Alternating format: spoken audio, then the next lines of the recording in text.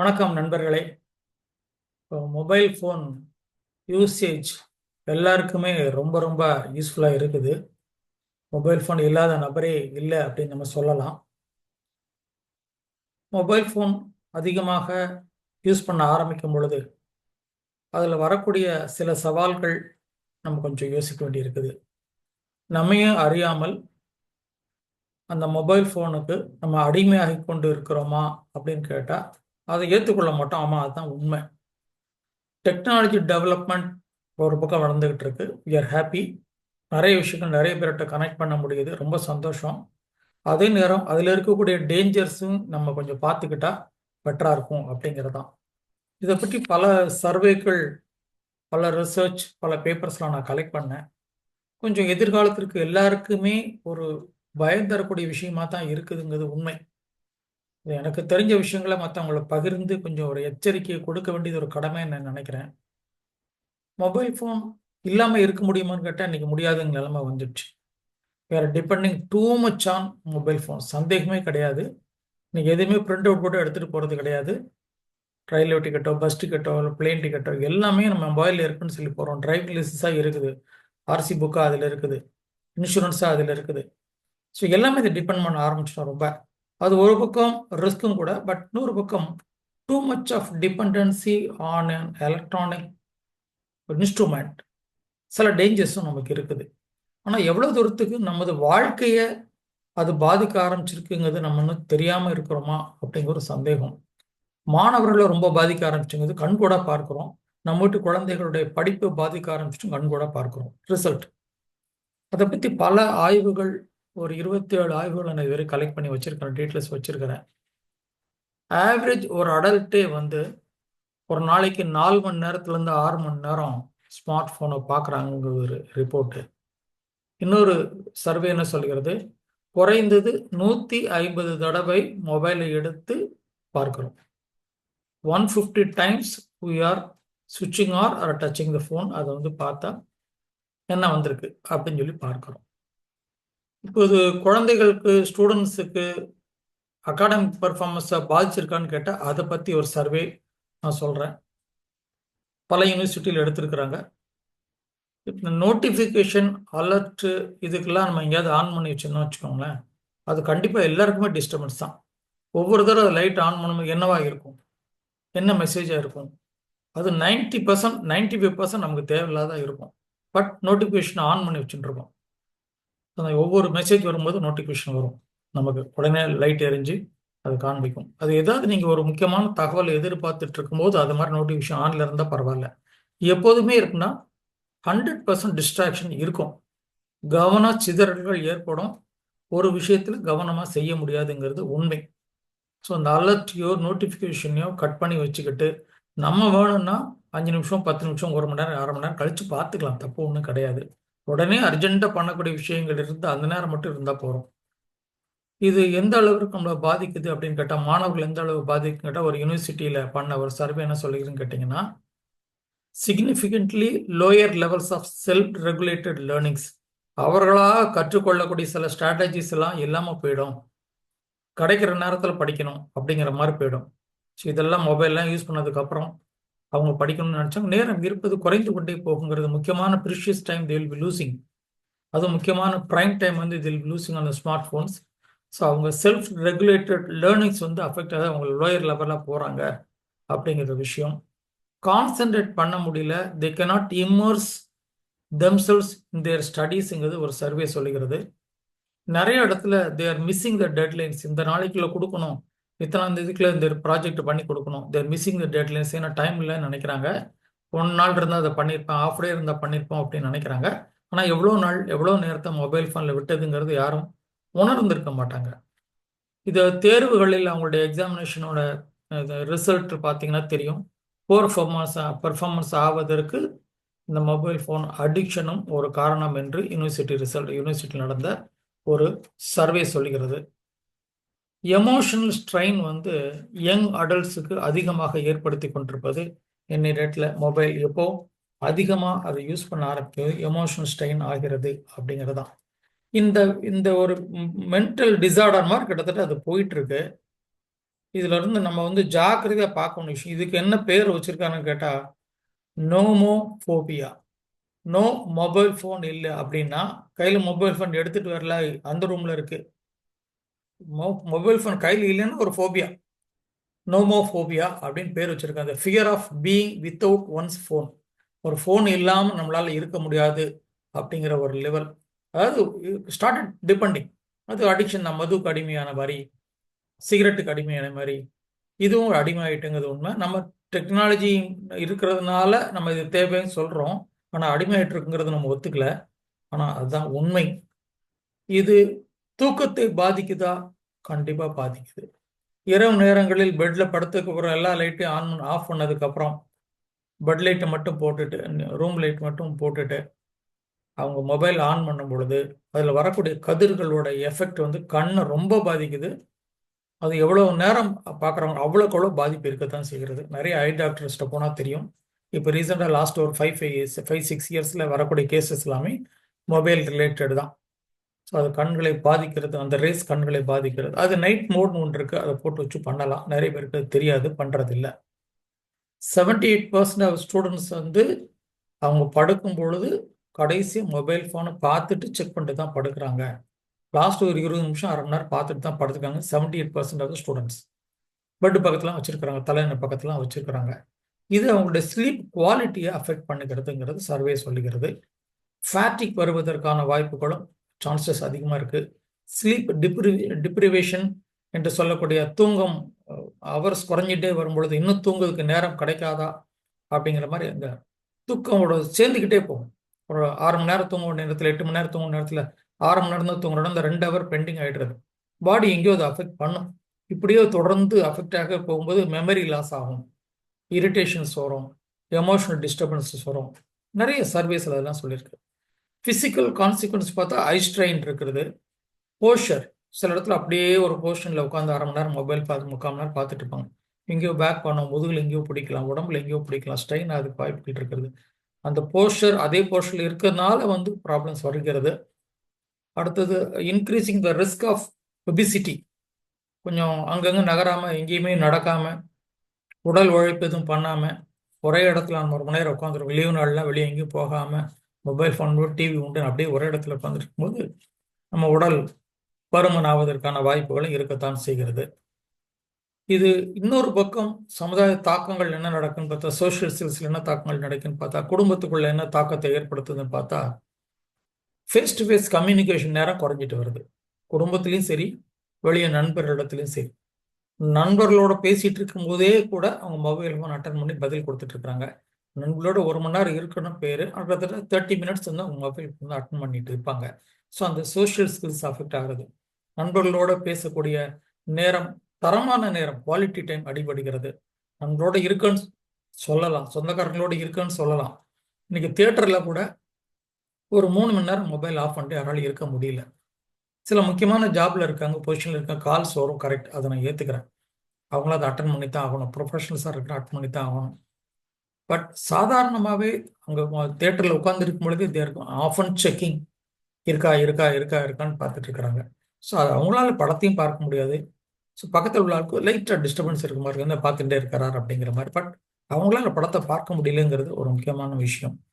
So நிறைய பேர் வந்து ஸ்டூடெண்ட்ஸ் என்னன்னு பார்த்தீங்கன்னா, பேசுறதை விட texting they prefer a lot. So that takes a lot of time. அவங்களோட பேசுறது வந்து டக்குன்னு 1 நிமிஷத்தில் பேசக்கூடிய விஷயத்த பேசிடலாம். அந்த 1 நிமிஷத்தில் பேசக்கூடிய விஷயத்தை டெக்ஸ்ட்டில் போடணும்னா 3 நிமிஷம் ஆகும், 4 நிமிஷம் ஆகும். இல்லை ஷார்ட் ஹேண்டில் போடுவாங்க, அந்த ஷார்ட் ஹேண்ட் எழுதி எக்ஸாமில் எழுதுறாங்க. அது இங்கிலீஷ் கிராமர் கிளாஸாக இருந்தால் அதுக்கு ஒரு தப்பு மார்க் கிடைக்கும்.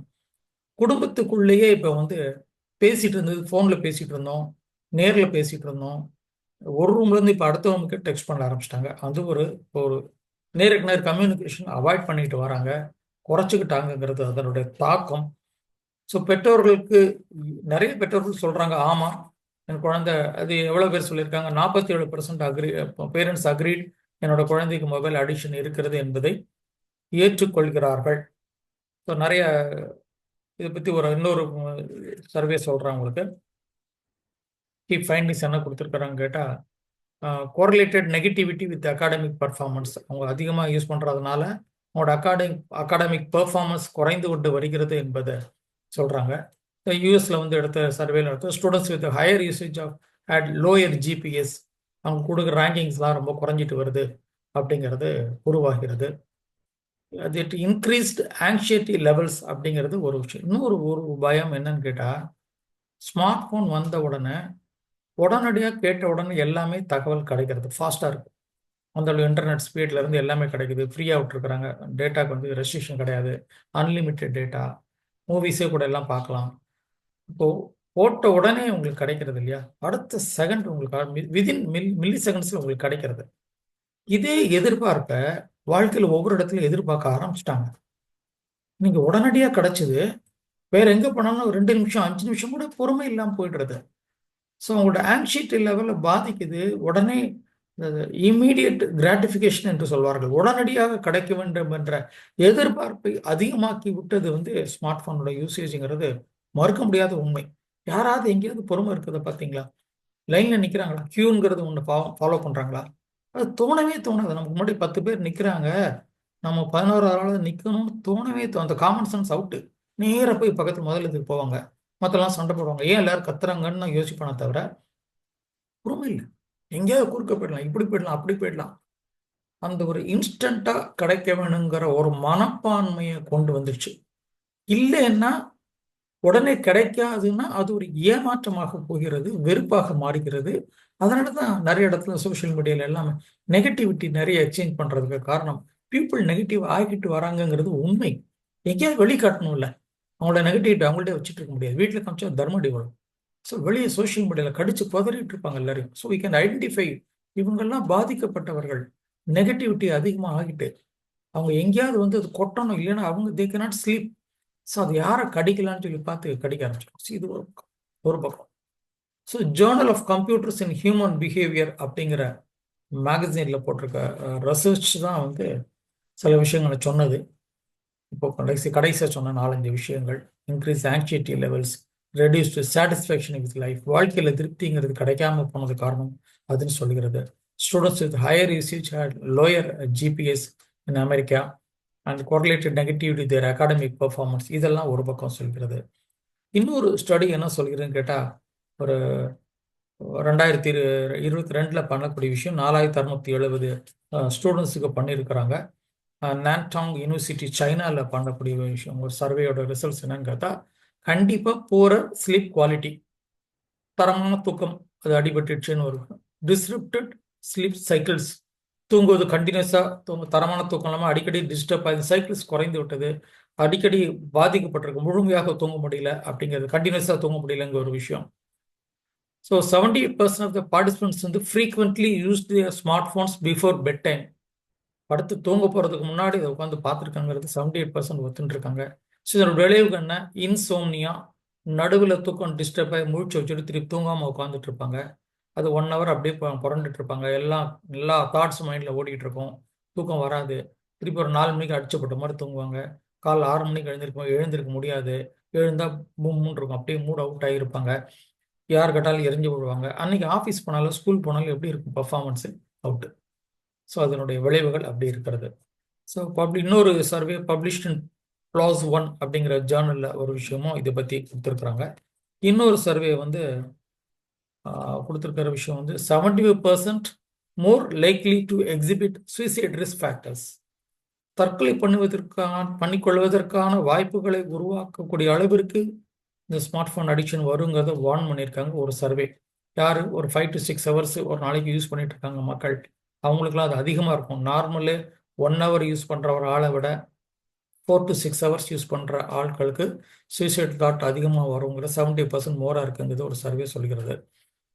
ஸோ டீச்சர்ஸ் என்ன சொல்லியிருக்காங்க, 67% notice that their students are being negatively distracted by mobile device. நிறைய ஸ்கூலில் ரெஸ்ட்ரிக்ட் பண்ணியிருக்கிறாங்க, பிடிச்சிருப்பாங்க, உள்ள கான்ஃபிஸ்கேட் பண்ணுவாங்க. இன்னும் சில ஸ்கூலில் வந்து அலோவ் பண்ணியிருக்கிறாங்க, உள்ள மறைச்சவே எடுக்காதுன்னு சொல்லியிருக்காங்க, இருந்தாலும் மொபைல் எடுத்து பார்த்துருங்க. So 67% of the teachers are admitted that students are actually they are disturbed, they are negatively distracted towards the mobile. Yes, I have personally seen, I was conducting a personal development session to a college, and I was asked, given that assignment by the University of Chennai, University of Madras, and after conducting 2-day session, I have to conduct one exam.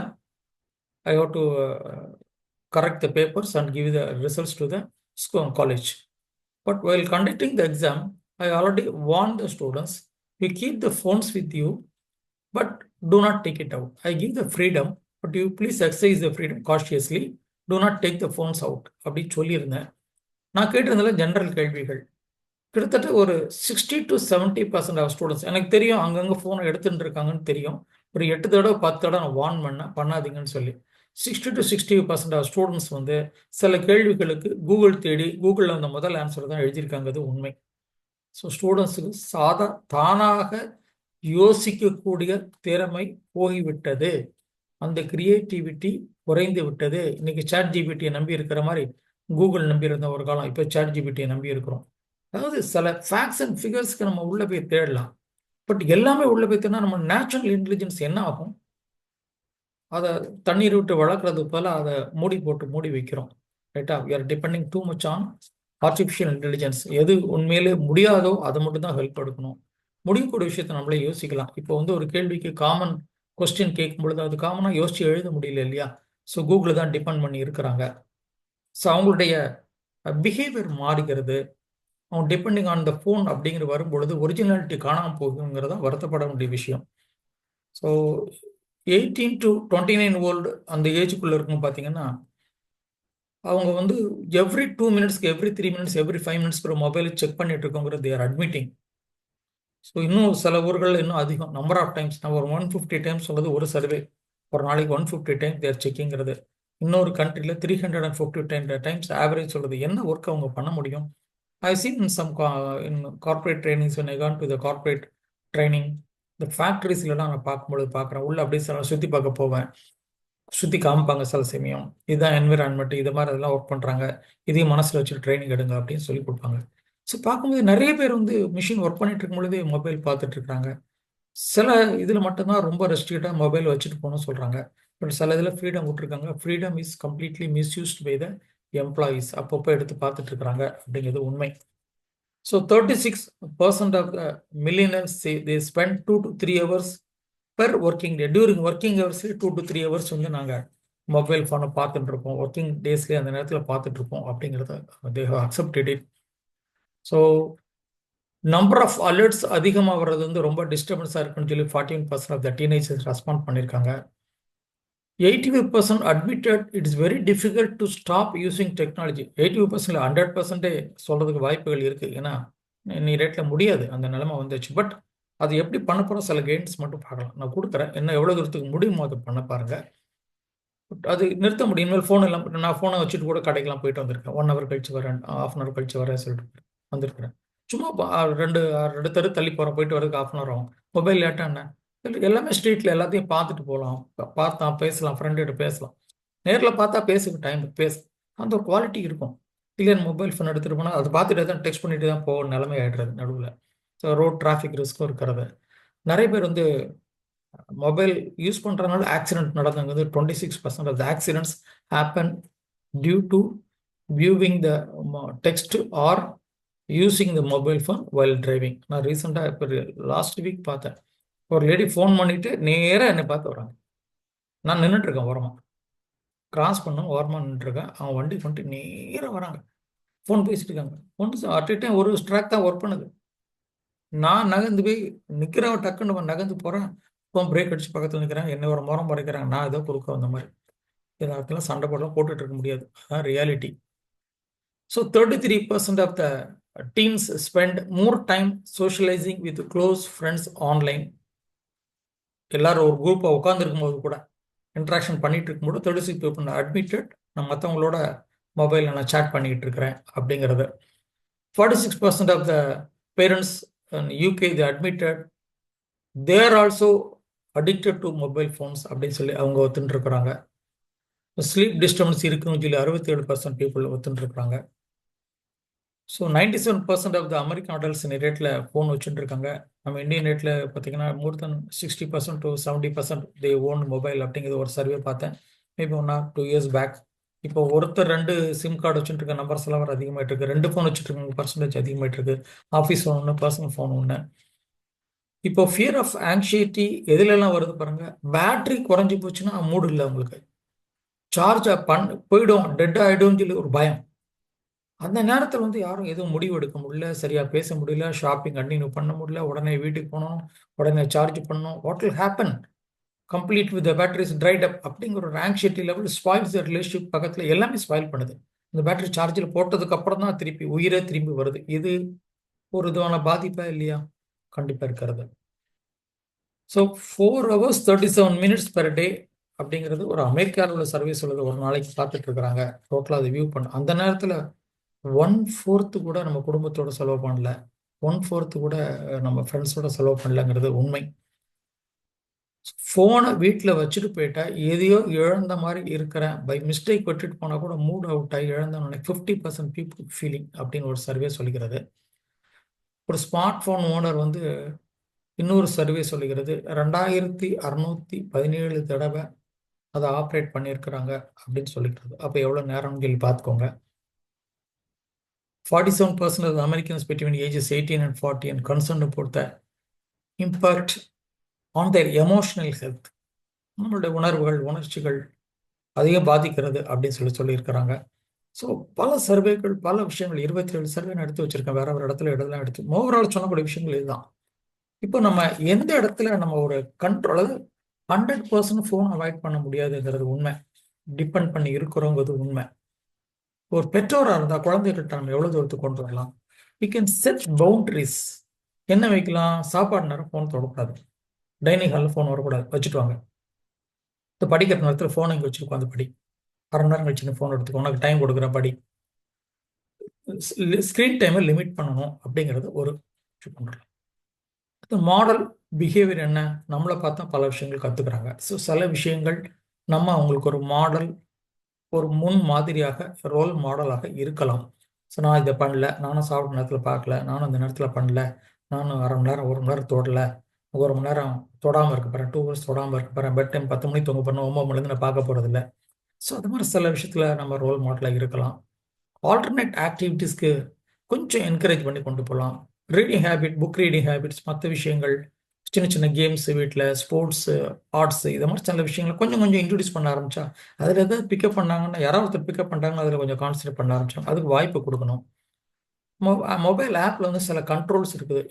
உங்கள்கிட்ட தான் இருக்குது, நீங்கள் தான் கொடுத்துருக்குறீங்க அப்படின்ட்டு அந்த parental கண்ட்ரோல்ஸ்லாம் உள்ளே போட்டு வைக்கலாம். ரைட்டா?